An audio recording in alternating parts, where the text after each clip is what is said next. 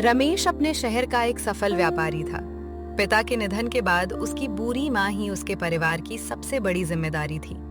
लेकिन समय के साथ उसने अपनी व्यस्त जिंदगी का बहाना बनाकर माँ को एक वृद्धाश्रम में छोड़ दिया।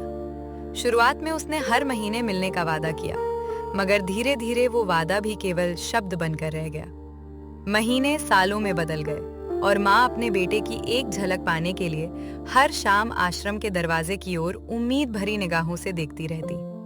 उनके चेहरे पर शिकायत नहीं होती थी, बस एक इंतजार होता था जो हर दिन थोड़ा और लंबा हो जाता था। एक दिन अचानक वृद्धाश्रम से रमेश के पास फोन आया। आश्रम के प्रबंधक ने कहा, आपकी माताजी की तबीयत बहुत खराब है, यदि संभव हो तो जल्द से जल्द आ जाइए। ये सुनते ही रमेश के मन में बेचैनी फैल गई। वो वर्षों बाद बिना देर किए वृद्धाश्रम पहुंचा। कमरे में प्रवेश करते ही उसने अपनी माँ को कमजोर और बीमार अवस्था में बिस्तर पर लेटे देखा। माँ ने बेटे को देखा तो उनके चेहरे पर हल्की सी मुस्कान आ गई। रमेश की आंखों में आंसू भर आए। उसने माँ से कहा, माँ, मुझसे बहुत बड़ी गलती हो गई। अब आप बताइए, मैं आपके लिए क्या कर सकता हूँ? बेटा, अगर तुम सच में मेरे लिए कुछ करना चाहते हो तो इस आश्रम में कुछ ऐसे इंतज़ाम करवा दो जिससे यहाँ रहने वाले बुजुर्गों को थोड़ी राहत मिल सके। गर्मी के दिनों में कमरों में अच्छे पंखे या कूलर लगवा देना ताकि किसी को रात भर गर्मी में तड़पना ना पड़े। एक फ्रिज भी रखवा देना जिससे दवाइयाँ और खाना सुरक्षित रह सके। यहाँ रहने वाले कई लोग अपनी तकलीफ किसी से कह नहीं पाते। अगर उनकी छोटी छोटी ज़रूरतें पूरी हो जाएं, तो उनका जीवन थोड़ा आसान हो जाएगा। माँ, आप तो इतने वर्षों से यहाँ रह रही हैं। आपने कभी मुझसे अपनी परेशानी का जिक्र नहीं किया। आज अचानक इन बातों की चिंता क्यों कर रही हैं?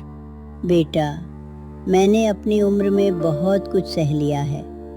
अब मुझे अपने दुखों की चिंता नहीं रही।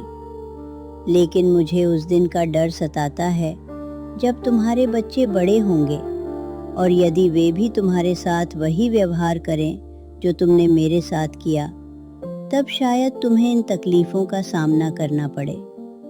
मैं चाहती हूँ कि अगर कभी ऐसा समय आए तो तुम्हें कम से कम वे कठिनाइयाँ न झेलनी पड़ें जो मैंने देखी हैं।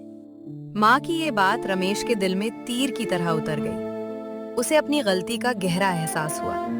उसने उसी दिन माँ से माफी मांगी और उन्हें अपने घर वापस ले आया।